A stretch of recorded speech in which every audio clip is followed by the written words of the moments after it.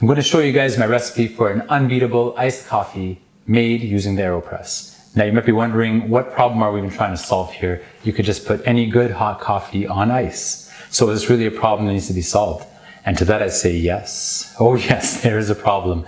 When you're looking for refreshment from your drink, you're going to prefer sweetness and clarity versus traditional chocolate, nutty, savory type notes. But most importantly, overwhelmingly most of all, what this recipe addresses is that it preserves the coffee's strength. And that is the main problem with most iced coffee recipes, in my opinion. If you just ice the thing, some of that ice is going to melt and dilute your drink. It's already hard to taste the coffee because your taste buds are going to be cold, so they're less sensitive. Add to that the dilution and no thanks. Right? And then there's cold brew. Cold brew tackles the dilution issue at least because the brew is cool from the start. That's just how it works. But cold brew has its own list of shortcomings. With cold brew, worst of all, you won't be able to extract the interesting bean-specific flavors. Some compounds simply won't dissolve unless there's heat. Also, I don't know why, but the texture of the cold brew is just not that interesting. That's why people try to experiment and put nitrogen in there. Also, cold brew is actually really expensive because it uses up a lot of coffee, and it also takes up a lot of time. You have to wait 12 hours to have a batch. This recipe doesn't have any of these problems. It takes 5 minutes and it gives you 2 glasses of perfectly strong, properly extracted, and refreshingly cold coffee. The key is to use the Aeropress to make a coffee concentrate, because that's something that Aeropress can do. And you get to decide how concentrated it is, and you pre-dilute it, not with water, but with the right amount of ice chips, precisely measured by weight, not volume. Because if you use volume, you're going to use too much or too little. Weight is the way to go.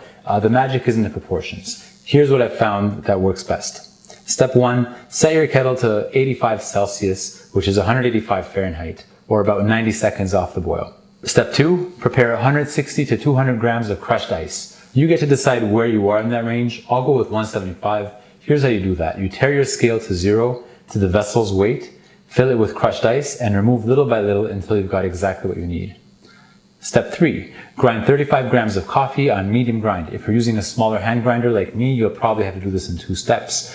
Step 4, Aeropress goes in the inverted position, coffee goes in, start the timer, and add 150 grams of water slowly. There's no bloom here, so stir gently throughout the process and the CO2 will get out of the way and you won't have any problems.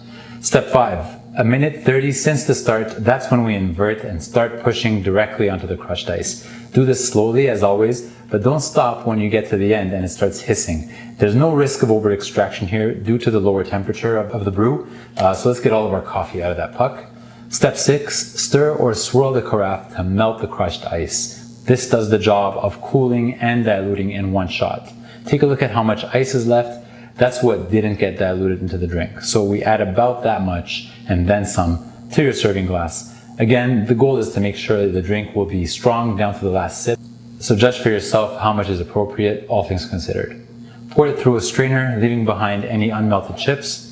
And there you have it. This is a must-try situation right here. Add sweeteners or dairy or oat milk if you're one of those people. Do what you want to adjust and make changes to this recipe. It's best to adjust one variable at a time. For more strength, for instance, you can play with the grams of crushed ice. If you want to extract a little more or a little less, you can play with the grind fineness, so go a little finer or a little coarser. You could also mess with the brew time and the agitation, but try not to mess with the proportions or the brew temperature. If you go hotter, you're just going to find that you bring out more traditional coffee flavors and you're going to need more ice to cool it down. If you go cooler in brew temperature, you're going to have to work a little harder to extract. So you might have to agitate more, take 2 minutes of brew time, and that might actually be worth giving it a shot.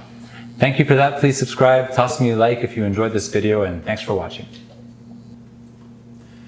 So you're still here, and thanks for hanging around. I want to make a couple of YouTube channel recommendations because I've been active on YouTube for a while and the algorithms and the recommended videos are helpful, but sometimes it's taken me a while to find actually really good content, and I want to point it out where I can. So the first one's actually not a coffee channel, Adam Ragusa. Adam Ragusa is a food scientist, cook, excellent producer of YouTube content. I think his style is really engaging and entertaining. I specifically recommend his take on New York City pizza made at home, and also oven-broiled cookies and oven-roasted fries. So links for that will be in the description up here.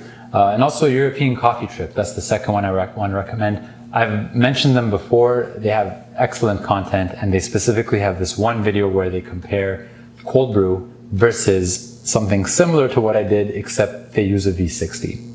So thanks again, and see you next time.